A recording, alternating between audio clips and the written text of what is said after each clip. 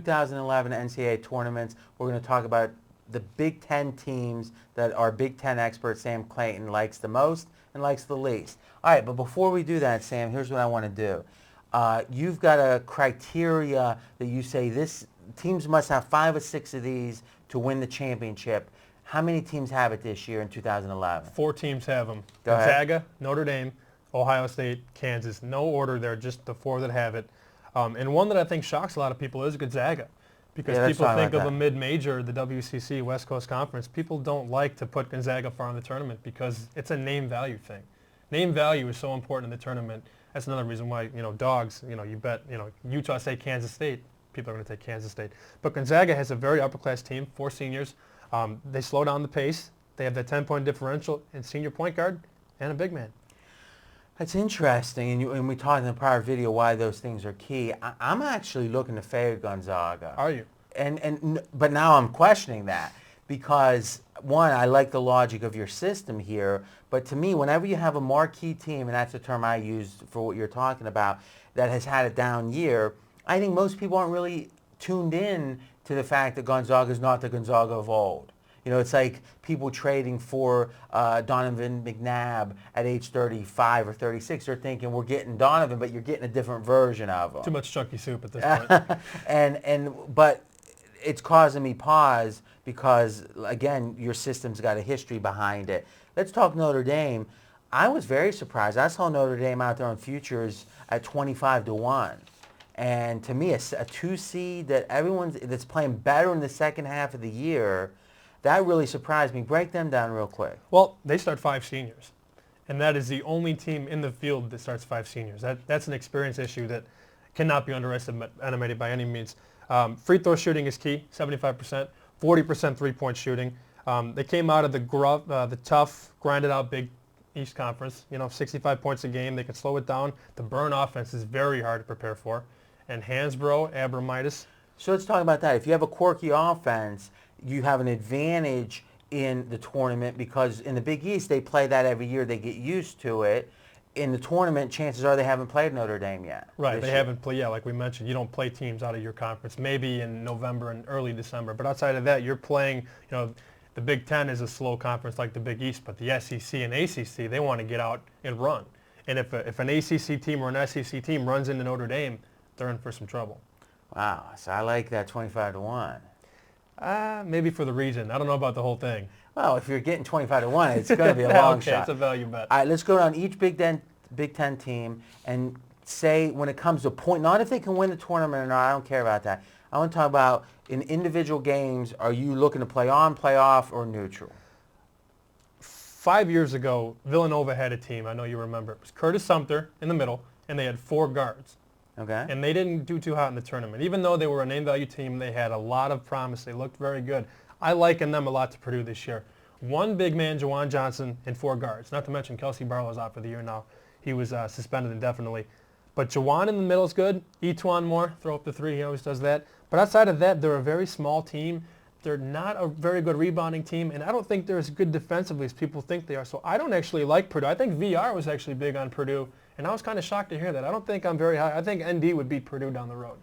So I love the analysis here because what you're doing is you're saying the factors that serve them well in the regular season will not serve them as well in the tournament because of the differences in the tournament.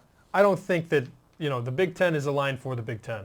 You align your Purdue's, your Wisconsin's, your Ohio State's for conference play. I don't think many of these teams in the Big Ten, honestly, are built for deep runs. So you're looking to play against? Looking to play against Purdue. All right, go on.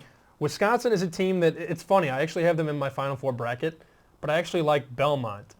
I did like Belmont at 6. Now at 4, it's a little bit of a shaky thing, but I love that Belmont is going to try and score 80, and Wisconsin wants to score 55. I love that. And Wisconsin has the #1 efficient offense in the country. They rarely make turnovers. They hardly, take dumb shots. They're a very ball-possessive team, and they want to control everything from the pace. So you like their tempo. I love their tempo. So are you looking to play on? I like them to go far. I like Wisconsin. If they play Pitt, I would love Wisconsin against the spread. So let me play devil's advocate.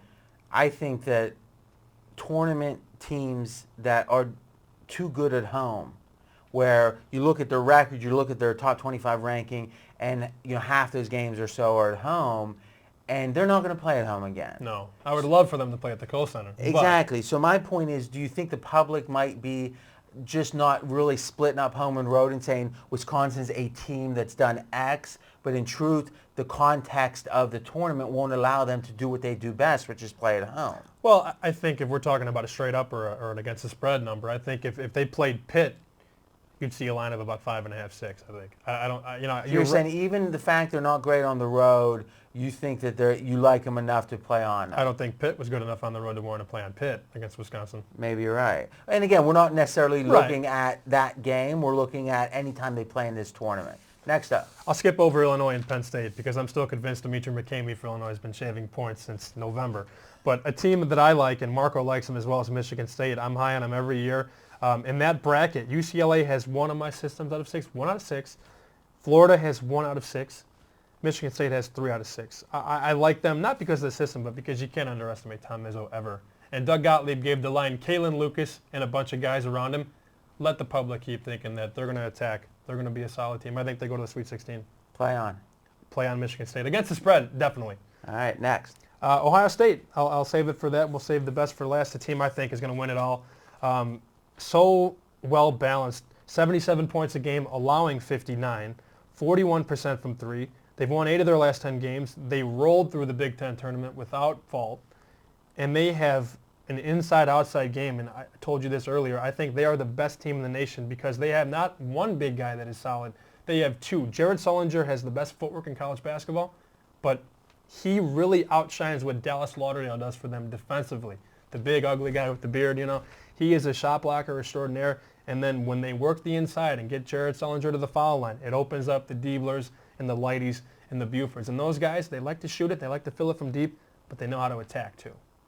So that's your favorite to win it all? That's my team. I think you're going to have Ohio State and Kansas, but I think Ohio State, I said it in November. I can't shy away from it. Sullinger is the key. If they run their offense, work through him, and then kick out, they'll be cutting down the nuts. All right, well, to me, this reinforces one of the keys of specialization. You've got a guy who lives in Chicago, who loves college basketball, but he's looking at those Big Ten games so closely. And when you combine a guy that's sharp with that kind of specialization, you get really good information. Sam, thanks for sharing with us. Appreciate it. And we'll be back with more videos at pregame.tv.